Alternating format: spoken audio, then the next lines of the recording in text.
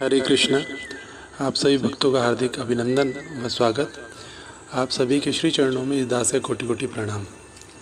भक्त चरित श्रृंखला के अंदर आज हम अष्ट छाप के कवियों में से एक कवि का चरित श्रवण करेंगे। इसके पूर्व में हम 3 कवियों का चरित श्रवण कर चुके हैं। क्रमशः श्री सूरदास जी प्रथम में हमने चरित श्रवण किया, फिर परमानंद दास जी, फिर कुमन दास जी, और आज हम चौथे अष्टछाप के कवि श्री कृष्णदास जी का चरित श्रवण करेंगे। कृष्णदास जी प्रभु श्रीनाथ जी के पावन राज्य के परम भगवदीय नागरिक थे। अष्टछाप के कवियों में वे अत्यंत प्रभावशाली व्यक्ति और कवि थे। सूरदास आदि अन्य सभी उनका पर्याप्त सम्मान करते थे। कृष्णदास जी श्रीनाथ जी की सेवा में परम चतुर और भक्ति रस के विचित्र रसिक थे। ब्रजभूमि के प्रति आपके मन में अगाध स्नेह था। आप श्रीनाथ जी के श्रृंगार के व्यवस्थापक थे। महाप्रभु वल्लभाचार्य जी के आप परम विश्वास पात्र थे और श्री गोसाई विठलनाथ जी ने भी आपके सम्मान और प्रतिष्ठा में कोई कमी नहीं आने दी। आपने श्री राधा कृष्ण के पावन यश गायन में अपना सौभाग्य अमर कर लिया।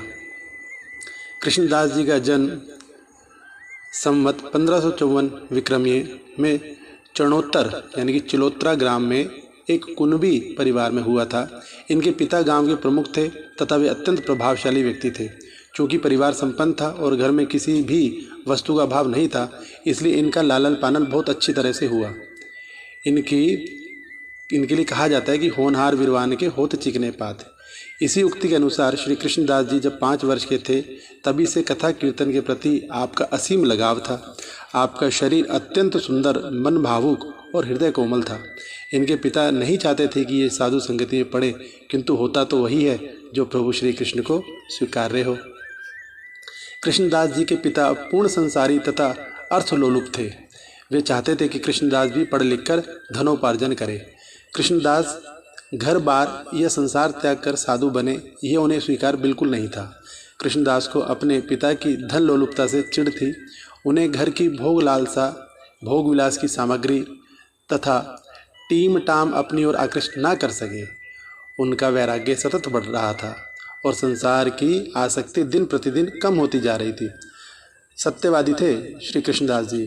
कथन आता है कि कृष्णदास जी अभी मात्र 12 ही वर्ष के थे कि एक घटना घटी।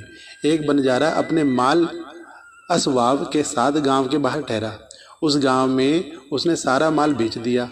उसके पास कुल रुपए 14,000 थे। कृष्णदास जी के लालची पिता ने चोरों को प्रेरित कर 14,000 रुपये लुटवा लिए। उस राशि में से 1,000 चोरों को देकर 13,000 रुपये स्वयं उनके पिता ने रख लिए। कृष्णदास जी अत्यंत दुखी हुए और पिता से बोले कि आपने ये अच्छा काम नहीं किया। जब तक यह राशि तुम बंजारे को लौटा नहीं दोगे तब तक तुम्हारा कल्याण नहीं होगा। पिता ने डांटते हुए कहा कि इस संबंध में किसी से कुछ मत कहना। हम यहाँ के हाकिम हैं, हमारा यही काम है। दूसरे दिन प्रभात बेला में रोता हुआ बंजारा कृष्णदास के पिता के पास आया कि उसे चोरों ने लूट लिया है। पिता ने कहा, तू गांव में क्यों नहीं रहा? अब हमसे क्या कहता है? और अपने लोगों से कहा, ये सवेरे सवेरे रोता हुआ आया है, इसे गांव से निकाल दो। बंजारा बेचारा क्या करता, रोता विलाप करता वहाँ से चला गया। कृष्णदास जी के हृदय भर आया, बड़े व्यथित, बड़े व्याकुल हो गए। पिता का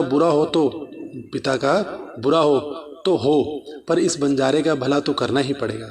कृष्णदास जी ने एकांत में बंजारे को सारी सच्चाई बताई कि मेरे पिता यहाँ के हाकिम हैं, यह चोरी उन्होंने ही करवाई है।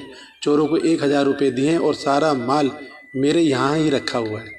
इस गांव में तेरी कोई सुनवाई नहीं करेगा। तू तो राजनगर अहमदाबाद में राजा के यहाँ फरियाद करना और जब गवाह की आवश्यकता हो तो मुझे बुला लेना। किंतु तू ऐसा काम करना कि मेरे पिता के प्राण ना जाएं, चोरों के भी प्राण ना जाएं और तेरा भी भला हो जाए। जब राजा मुझे बुलाएगा तो मैं सब सच सच कह दूंगा।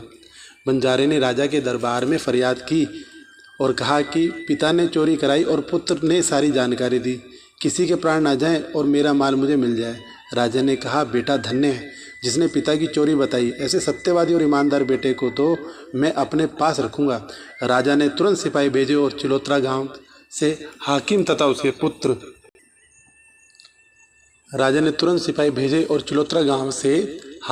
उसके पुत्र कृष्णदास को पकड़वा कर बुलवा लिया। राजा ने कृष्णदास के पिता से पूछा कि तू हाकिम होकर परदेशियों को लूटता है, इस बंजारे का सारा रुपया इसे वापस करो। हाकिम कहने लगा कि किसी ने मेरी झूठी शिकायत की है साहब, मैं तो इन्हें पहचानता भी नहीं हूँ। राजा ने कहा कि यदि तेरा बेटा सौगंध खाकर कहे तो मैं मान लूँगा। पिता ने कहा कि यदि बेटा कह दे तो सच। पिता ने कृष्णदास से कहा, बेटा सच कह दे। राजा ने कहा, बेटा सच ही बोलना। कृष्णदास जी ने राजा से कहा, यह जीव है, इससे गलती तो हुई है। 1000 रुपये चोरों को देकर 13,000 मेरे पिता ने स्वयं रखे हैं। मैंने पिता को समझाया था पर ये नहीं माने। यह उसी का फल पा रहे हैं। इनसे माल और रुपया ले लो और कुछ कहो मत। राजा ने कृष्णदास के पिता से कहा, अभी भी चेत जा, नहीं तो प्राण जाएंगे। कृष्णदास के पिता ने अपराध स्वीकार कर लिया और कहा, इस बंजारे को मेरे साथ भेज दो, घर से सारा रुपया दे दूंगा। राजा ने कृष्णदास को अपने पास रोकने का बहुत प्रयत्न किया पर वे नहीं रुके और बोले कि मैं सदा सच बोलूँगा तो सभी को बुरा लगेगा, मैं तो वैरागी होऊंगा। कृष्णदास पिता के साथ घर आ गए। उन्होंने बंजारे के रुपए लौटा दिए। अब उनकी हाकिमी भी जाती रही। वे कहने लगे, तेरे बुरे कर्म से मेरी हाकिमी भी चली गई और आया हुआ द्रव्य भी गया। कृष्णदास जी ने कहा, पिताजी आपने तो ऐसा बुरा कर्म किया था जिससे ये लोग भी जाता और परलोक भी बिगड़ता, कम से कम प्राण तो बच गए। पिता कहने लगे कि तू तो पूर्व जन्म का फ़कीर है, इसलिए हमें भी फ़कीर कर दिया। अब तेरे मन में क्या है वह बता। कृष्णदास जी ने बड़े विनम्रता पूर्वक कहा कि हमें घर में रखोगे तो फ़कीर हो जाओगे, इसलिए हमें विदा कर दो। कृष्णदास जी अपने पिता को प्रणाम कर खाली हाथ घर से निकलकर प्रभु मार्ग पर चल पड़े। अब ब्रज की ओर प्रस्थान करते हैं और उन पर गुरु की कृपा होती है। कहा गया है, अपने पिता से दूर अब कृष्णदास ब्रज की ओर चले। उन्होंने विचार किया कि पहले ब्रज भूमि के दर्शन करूं, तत्पश्चात सारे तीर्थ करूंगा। कुछ दिनों की यात्रा के पश्चात वे मथुरा पहुँचे। विश्राम घाट पर आकर उन्होंने स्नान किया और ब्रज भ्रमण के लिए निकल पड़े। घूमते घूमते वे गोवर्धन आए। आपको ज्ञात हुआ कि यहाँ देवदमन जी का बड़ा मंदिर बना है। अब तो 2-4 दिन में प्रभु विराजेंगे तो बड़ा आनंद मानेंगे। प्रभु श्री देवदमन जी जब से प्रकट हुए हैं ब्रज में सब सुखी हो गए हैं और सभी के मनोरथ पूरे भी हुए हैं। कृष्णदास जी के मन में भी देवदमन जी के दर्शन की बड़ी प्रबल लालसा जागृत हो उठी और वे प्रभु देवदमन के दर्शन करने जा पहुँचे। उन्होंने बड़े भक्तिभाव से दर्शन किए। उस समय श्री आचार्य महाप्रभु जी ने राजभोग आरती की। दर्शन करते ही प्रभु राजभोग आरती की थी। दर्शन करते ही प्रभु ने कृष्णदास का मन अपनी ओर खींच लिया। श्री गोवर्धनधर कृष्णदास की ओर निहारने लगे। बाद में प्रभु ने श्री महाप्रभु जी से कहा कि यह कृष्णदास आया है, बहुत दिनों का बिछड़ा है, मैं इसे देख रहा हूँ। साक्षात भगवान ने कहा श्रीमन महाप्रभु को। महाप्रभु जी ने भी कृष्णदास को देखा। सुंदर शरीर, कोमल चित्त वृत्ति वाला बालक घर छोड़कर प्रभु की कृपा से ही यहाँ आया है। उनकी दृष्टि में करुणा तैर गई। कृष्णदास चरणों में गिर पड़े, महाराज आपकी कृपा से आया हूँ, अब आप मुझे शरण दीजिए। आचार्य जी ने आज्ञा की कि शीघ्र जाओ और स्नान करके आओ। श्री गोवर्धन नाथ जी तुम्हें प्रत्यक्ष देख रहे हैं। गुरु आज्ञा मिल गई। कृष्णदास दौड़कर रुद्रकुंड में कूद पड़े, स्नान किया और आचार्य जी के पास मंदिर में पुनः आ पहुँचे। श्री गोवर्धन नाथ जी के सन्निधान में बैठकर महाप्रभु जी ने इन्हें नाम सुनाकर समर्पण कराया, ब्रह्म संबंध दिया। ब्रह्म संबंध लेते ही उन्हें लीला का ज्ञान हो गया।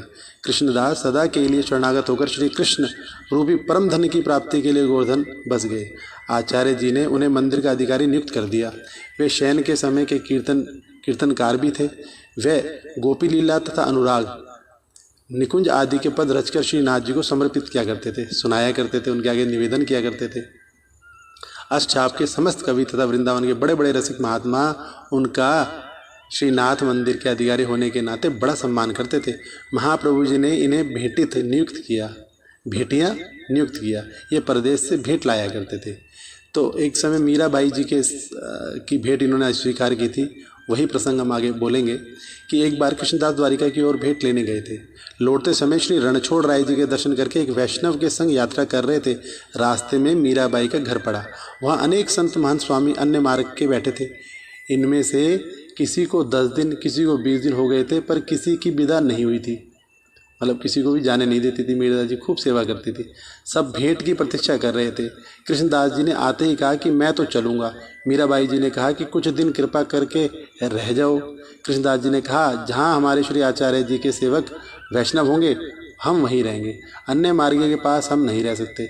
तब मीराबाई 11 मोहरे श्रीनाथ जी को भेंट स्वरूप देने लगी तो कृष्णदास जी ने नहीं ली, अस्वीकार कर दी।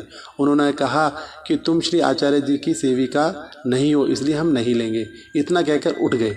साथ के वैष्णव ने कहा कि तुमने श्री गोवर्धन नाथ जी की भेंट क्यों फेर दी? कृष्णदास जी बोले, भेंट की क्या है, बहुत से वैष्णव हैं, उनसे बहुत सी भेंट लेंगे। श्री गोवर्धन नाथ जी के यहाँ कुछ टोटा नहीं है, इतने सारे संत महंत इकट्ठे कहाँ मिलते, सबकी नाक को नीची की उन्होंने। तो ये जान जाएंगे कि आचार्य जी के एक शूद्र सेवक ने मोहरे भेंट में नहीं ली। जब इनके शिष्य ऐसे हैं तो गुरु कैसे होंगे? शिक्षा पात्र में कहा भी है कि तदिया नाम महद दुखम विजातीय न संगमा, विजातीय से तो ना बोलना ही सुखद है। गोसाई जी के प्रेम पात्र बने कृष्णदास जी। श्री गोसाई विठलनाथ जी कृष्णदास जी को बहुत प्रेम करते थे। महाप्रभु जी के गोलोक प्रवेश के बाद उनके ज्येष्ठ पुत्र श्री गोपीनाथ उत्तराधिकारी हुए। उनके कुछ ही समय के बाद शरीर त्यागने पर उत्तराधिकार का प्रश्न पुनः उठ खड़ा हुआ। श्री गोसाई विठलनाथ जी के विरोध में गोपीनाथ जी की पत्नी ने अल्पवयस पुरुषोत्तम जी को उत्तराधिकारी बनाने की पेशकश की। कृष्णदास जी भी पुरुषोत्तम जी की ओर हो गए।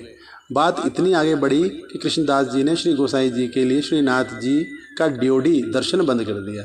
श्री गोसाई जी परासोली चले आए। वे वहीं से श्रीनाथ जी की ध्वजा का दर्शन कर संतोष कर लिया करते थे। बीरबल गोसाई जी के भक्त थे। बीरबल जो हैं गोसाई जी के भक्त थे। इस घटना से श्री गोसाई जी का हृदय भक्त थे। उनके संकेत पर आगरा के शासक ने कृष्णदास को कारागार में डाल भी दिया। इस घटना से श्री गोसाई जी का हृदय क्रंदन कर उठा। वे बहुत दुखी हुए। उन्हें संकल्प कर लिया कि जब तक कृष्णदास मुक्त ना होंगे तब तक मैं अन्न जल ग्रहण नहीं करूंगा। अंततः कृष्णदास उनकी कृपा से मुक्त हो गए। श्री गोसाई जी के प्रेमपूर्ण व्यवहार व सहानुभूति से वे बहुत प्रभावित हुए। कारागार से मुक्त होकर उन्होंने श्री गोसाई जी को वास्तविक उत्तराधिकारी घोषित किया। अब तो श्री गोसाई जी उनकी श्रद्धा के पात्र बन गए। उन्होंने एक पद में अपनी श्रद्धा की बहुत सुंदर अभिव्यक्ति भी की। जय जय जय श्री वल्लभ नंदन, सुर नर मुनि जाकी पद रज वंदन, मायावाद किए जू निकंदन, नाम किए काटत भव बंदन, प्रकट पुरुषोत्तम चर्चित चंदन, कृष्णदास गावत श्रुति चंदन। श्री विठलनाथ जी उन्हें बहुत सम्मान देते थे। अष्टचाप की कवि श्रृंखला में आपका सम्मानपूर्ण स्थान था। वे गोसाई जी के उत्तराधिकारी काल में आजीवन श्रीनाथ जी के मंदिर के अधिकारी बने रहे। उन्होंने अपना उत्तरदायित्व अत्यंत योग्यतापूर्वक निभाया भी। उन्होंने तो यहाँ तक लिखा है कि जो श्री गोसाई जी की चरण रज का भक्त है उसी के सामने मस्तक झुकाना चाहिए। ताई को सिर नाइए जो श्री वल्लभ सुत पद रज रत होए। वैश्य का उद्धार किया आपने। कथा आती है कि कृष्णदास जी के निर्देशन में श्रीनाथ जी की सेवा राजसी ढंग से होती थी। श्रीनाथ जी तो उनके प्राणाधार थे। अब तो उनका सारा जीवन ही श्रीनाथ जी की सेवा में समर्पित था। वे श्रीनाथ जी के यश के गायक और चरण सेवक थे। एक बार किसी विशेष कार्य से आपको आगरा जाना पड़ा। आगरा उस समय मुगल ऐश्वर्य का केंद्र था। वे आगरा के बाजार में घूम रहे थे, तभी अत्यंत मधुर कर्ण प्रिय किसी युवती का कोकिल कंठ उन्हें सुनाई दिया। स्वर में अद्भुत माधुर्य था, आकर्षण था। कवि हृदय कृष्णदास का पारखी मन उस दिशा में आकर्षित हुआ। वे कला प्रिय और कला पारखी थे। उनके चरण स्वयं उसी दिशा में बढ़ गए जहाँ से वे आवाज़ आ रही थी। उन्होंने देखा कि उनकी आंखों के सामने एवं अत्यंत सुंदर नवयुवती वरांगना खड़ी है। भक्त कृष्णदास के मन में उसे देखकर भाव जागा कि यह मनमोहन रूप और यह साज श्रृंगार श्रीनाथ जी के सम्मुख पद गान के लिए सर्वलोक से पृथ्वी पर उतरा है। साक्षात स्वर्गलोक से पृथ्वी पर श्रीनाथ जी के आगे ही ये नृत्य गायन करने के लिए उतरा है। उनके हृदय में भक्ति का सागर लहराने लगा। उन्होंने निश्चय किया कि उसे श्रीनाथ जी की सेवा में पदगान और नृत्य हेतु समर्पित कर देना चाहिए। कृष्णदास जी के मन में कितना पवित्र संकल्प जागा। प्रभु पर विश्वास और भक्ति की पावनता का यही सुफल था। वे वेश्या के निवास की ओर बढ़ गए। वेश्या उनको देखकर सहम गई और आश्चर्य में पड़ गई।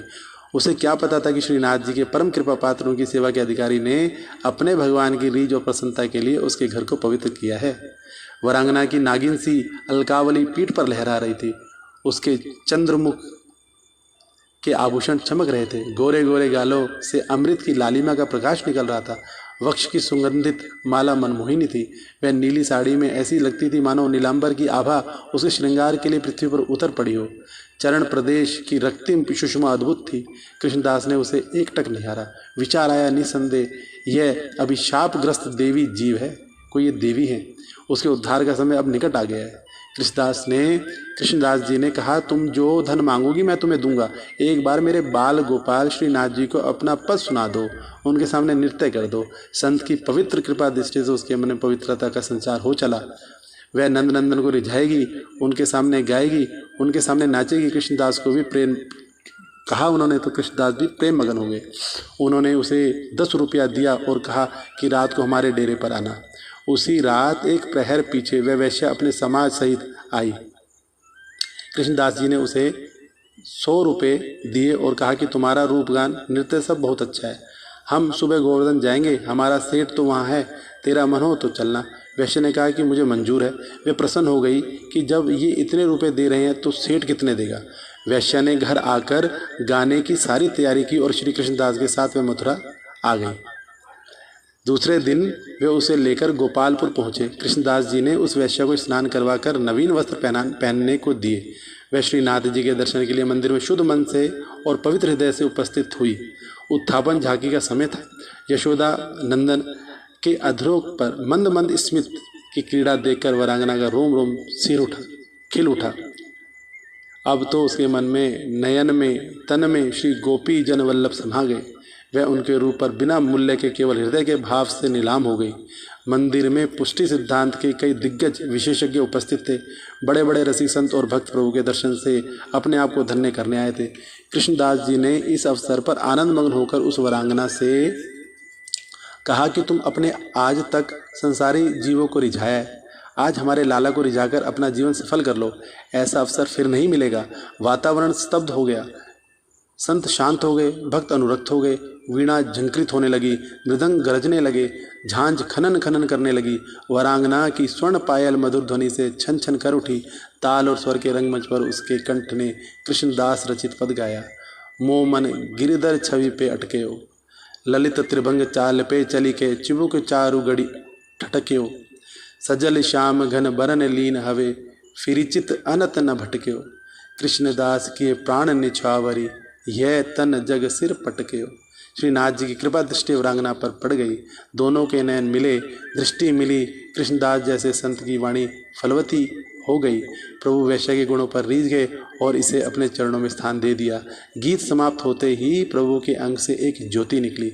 वरांगना के प्राण उसमें समा गए। कृष्णदास के लाला ने उनके द्वारा समर्पित वस्तु स्वीकार कर ली।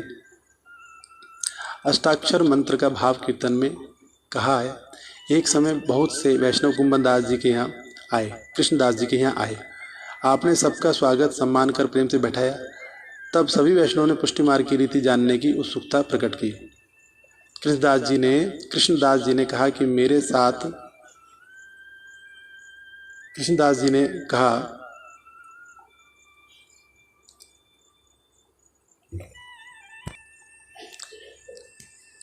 एक पद ही गा दिया सबके सामने उन्होंने, जितने भक्त आए थे, कि गिरधर जब आपनो करी जाने, ताको मन भक्तन की सेवा, भक्त चरण रज सदा लुभाने। भक्तन में मति भक्तन में गति, हरिजन संगे हरि उर आने। कृष्णदास मन बच कर्म करे, हरिजन संगे हरि उर आने। पद सुनाकर आपने आने का कारण पूछा। सभी वैष्णवों ने कहा कि पुष्टि मार्ग की रीति सुनाइए, किसका सुमिरन करें जिससे मार्ग का अनुभव हो। और कुंभनदास जी ने तो आज्ञा ही दे डाली है, तुम सभी सेवकों में मुख्य हो, पुष्टि मार्ग के तुम अधिकारी हो। कृष्णदास जी ने बड़े विनम्र भाव से अष्टाक्षर का भाव कहा। कृष्ण श्री कृष्ण शरणम मम उच्चरे, रैन दिन नित्य प्रति सदा पल, छिन घड़ी करत विध्वंस जन अखिल अग परिहरे। होत हरि रूप ब्रज भूप भावे, सदा अगम भव सिंधु को बिना साधन तरे। इसके पश्चात कुंभनदास जी ने पंचाक्षर मंत्र का भाव भी कीर्तन में गाया। कृष्ण ये कृष्ण मन महागति जानिए, देह इंद्रिया प्राण दारा गार आदि वित्त आत्मा सगल श्री कृष्ण की मानिए। कृष्ण मम स्वामी हो दास मन वच कर्म करता, यही सदा जिए जानिए। कृष्णदास निनाथ हरिदास वर्यधर, चरण रज वल्लभाधीश मन सानिए। कृष्णदास जी ने 2 पदों में ही मार्ग का रहस्य समझा दिया। कृष्णदास जी में अप्रतिम काव्य प्रतिभा थी। इस प्रकार सभी वैष्णव प्रसन्न और संतुष्ट होकर वहाँ से लौटे। एक बार श्री कृष्णदास जी ने श्री गोसाई जी से वृंदावन देखने की इच्छा प्रकट की। श्री गोसाई जी ने कहा कि तुम जाओ, भले ही पर दुख पाओगे। कृष्णदास जी ने ना माने यमुना पार किए, वे चले गए। मध्याह्न समय वृंदावन पहुँचे। वृंदावन के बहुत से संत और महंत उनसे मिलने आए। उसी समय कृष्णदास ज्वरग्रस्त हो गए। उन्हें जोर की प्यास लगी, कंठ सूखने लगा। संत महंतों ने कहा, शीघ्र जल लाओ। कृष्णदास जी अकेले ही गए थे और अपने रथ पर बैठे थे। कृष्णदास जी कहने लगे, वल्लभी वैष्णव हो तो उसके हाथ से जल पीऊँ। सारे संत महंत बोले, यहाँ कोई वैष्णव नहीं है, गोकुल का एक भंगी यहाँ ब्याया है, वह यहाँ आया है, तुम कहो तो हम उसे बुला लें। कृष्णदास बोले, गोकुल को भंगी सबसे श्रेष्ठ है, सो वासो कहियो कि कुम्हार के घर से कोरे बासन लेके श्री यमुना जी में न्याय के जल भरी लाए। भंगी से जाकर कृष्णदास जी की इच्छा बताई। वे वैसे ही दौड़कर जल भरने गया। उसी समय श्री गोसाई जी श्री नवनीत प्रिया जी की राजभोग आरती करके श्रीनाथ जी द्वार पधारने के लिए घाट ऊपर आए। तभी उस भंगी ने श्री गोसाई जी को कृष्णदास के अस्वस्थ होने की खबर दी। श्री गोसाई जी ने तो तभी खवास से झारी भरवाकर स्वयं घोड़े पर सवार होकर वृंदावन पधारे। वहां पहुंचकर आप श्री ने उन्हें जल पिलाया और कृष्णदास स्वस्थ हुए। कृष्णदास जी ने विनती की कि मैंने आपका कहना नहीं माना, इसलिए सो दुख पाया। आप पुष्टि भक्ति के पोषक भी हैं। कृष्णदास जी ने महाप्रभु जी के सिद्धांतों को अपने जीवन में पूर्णतः चरितार्थ किया। वे आचार्य के पुष्टिमत का आचरण भाष्य थे। उनकी गुरुनिष्ठा अद्भुत और अनुपम थी। उन्होंने घोषणा की थी कि कृष्णदास गिरिधर के द्वारा श्री वल्लभ पदरज बल गरजत। श्री कृष्णदास जी ने महाप्रभु वल्लभाचार्य जी की शरण की अद्भुत महिमा गाई है। उनकी कृपा से श्रीनाथ जी की चरणों की भक्ति उन्हें मिली। इसी तथ्य को वे स्वीकारते हैं। जब से श्याम शरण हो आयो, तब से भेंट वही श्री वल्लभ निजपति नाम बतायो। और अविद्या छाड़ी मलिन अति, श्रुतिपथ आप दृढ़ायो। कृष्णदास जन चहु जुग खोजत, अब नीचे मन आयो। गोसाई श्री विठलनाथ जी पर भी उनका प्रभाव बहुत अधिक था। वे श्रीनाथ जी की सेवा संबंधी कार्य कृष्णदास जी की सम्मति से ही करते थे। रसानुभूति के विषय में आती है कथा कि कृष्णदास स्वयं बहुत बड़े सेवा रसिक थे। मधुर रस के उपासक होने के साथ साथ श्री कृष्ण की बाल लीला के प्रति उनमें बड़ा लगाव था। वे सदैव श्रीनाथ जी के सरस सौंदर्य का चिंतन करते रहते थे। श्री राधा स्वामिनी में उनकी बड़ी निष्ठा और आस्था थी। यही कारण है कि उन्होंने अपने पदों में युगल स्वरूप का पवित्रतम और दिव्यतम लीला श्रृंगार गाया है। उनका एक पद देखिए कि बिहारिणी बिलसत श्याम घनी, नंद नंदन विष्मानु नंदनी, रति रस केली ठनी, श्याम स्वरूप सनयो प्रीतम में, जो घन तड़ित बनी, कृष्णदास प्रभु रस बरस करी लीने, और गुण गावत सजनी।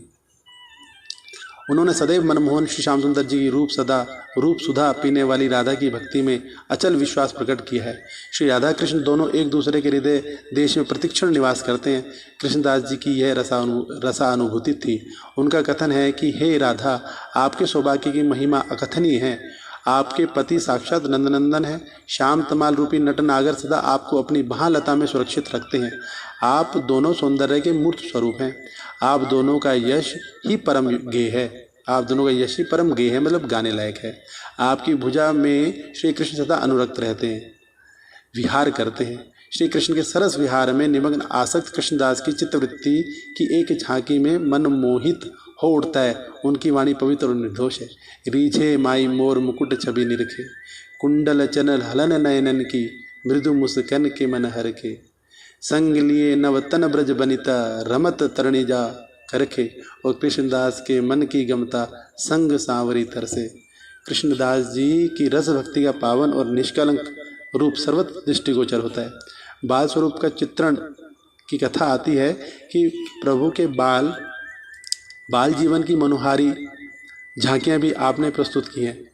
गोपाल लाल की बाल दशा पर भी वे रिझे हैं। उनके नयनों ने श्री बाल कृष्ण की मनोरम झांकी का साक्षात्कार किया है। नंद के आंगन में लीला बिहारी का स्वरूप देखते ही बनता है। किसी ने कहा है कि रसिक कृष्णदास की कविता भगवान के वात्सल्य सागर में स्नान कर युगल स्वरूप की भक्ति में अपना श्रृंगार कर पुष्टि सिद्धांत के कल्पतरु के नीचे समाधि रूप होकर अमर हो गई है। सफल और धन्य हो गई है। वह निकुंज लीला रस के पारखी थे और श्री राधा कृष्ण के रूप सौंदर्य तथा दिव्य केली के साक्षी थे। श्री गोसाई जी के द्वारा उद्धार की कथा आती है कि एक वैष्णव कृष्णदास को कुआं बनवाने के लिए 300 रुपये दिए थे। कृष्णदास ने उन रुपयों में से 100 रुपये एक कुल्हारा में रखकर एक बाग में आम के नीचे गाड़ दिए। बाद में अच्छा मुहूर्त देकर पूछरी के पास बाग में एक कुआं बनवाया। कृष्णदास ने मन में विचारा कि 100 रुपया में कुएं का मुंडेर अच्छा बन जाएगा। आप श्री गोवर्धन धर के उत्थापन का दर्शन कर कुआं देखने गए। कृष्णदास के हाथ में एक लकड़ी थी, उसी को टेक कर आप कुएं पर खड़े हुए। अकस्मात लकड़ी सरक गई और आप लकड़ी सहित कुएं में जा गिरे। उस समय जो लोग समीप खड़े थे उन्होंने शोर मचाया, कृष्णदास कुएं में गिर गए हैं। बहुत से मनुष्य दौड़े, रस्सा टोकरा लाए। 2 मनुष्यों के मुँह उतरे, किंतु कृष्णदास का शरीर कुएं में नहीं मिला। निराश होकर वे वापस बाहर निकल आए। श्री गोसाई जी के पास ये समाचार पहुंचा। वहां उपस्थित श्री रामदास जी ने कहा कि श्री गोसाई जी ने कहा है ऐसा मत कहो। उन्होंने कहा है कि ऐसा मत कहो। गोसाई जी कह रहे हैं कि वे कुएं में गिर गए हैं और वे नहीं मिल रहे हैं। वे महाप्रभु जी के कृपा पात्र थे, क्या पता क्या लीला है। श्री गोसाई जी जानते थे कि कृष्णदास को प्रेत योनि का शाप है, इसलिए वे देह समेत प्रेत हुए हैं, पर उन्होंने स्पष्ट कुछ भी नहीं कहा। बाद में कृष्णदास के स्थान पर एक छत्री को अधिकारी बनाया गया। कुछ दिन पश्चात श्री गोवर्धन नाथ जी की भैंस खो गई। उसे ढूंढने के लिए गोपीनाथ दास ग्वाल और अन्य 5-7 ग्वाल पूछरी की ओर गए। ये सभी परम कृपा पात्र भगवदीय थे। उन्होंने देखा कि पूछरी के पास एक पीपल के नीचे श्री गोवर्धन नाथ जी सखाओं सहित खेल रहे हैं और पीपल के ऊपर कृष्णदास अधिकारी प्रेत होकर बैठे हैं।